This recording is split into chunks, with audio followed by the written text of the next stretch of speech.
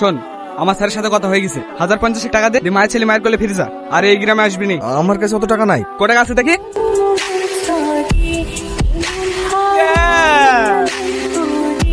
আরো 4 জন আছে, ওদের অ্যাড্রেসটা নিয়ে ইমিডিয়েটলি অ্যারেস্ট করো। Okay sir. বেবি, কাকু কাকু আমার জন্য ক্যাডবেরি নিয়ে এসো তো। এই নাও।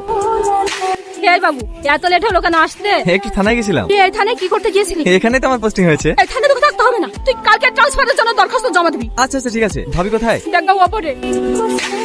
ভাবি, রিহান, তুই কখন আসলি? আজ তো কোনো অসুবিধা হয়নি তো? তোমার জন্য একটা গুড নিউজ আছে। কি? পোস্টিং হয়ে গেছে। মির্জাপুর থানাতে?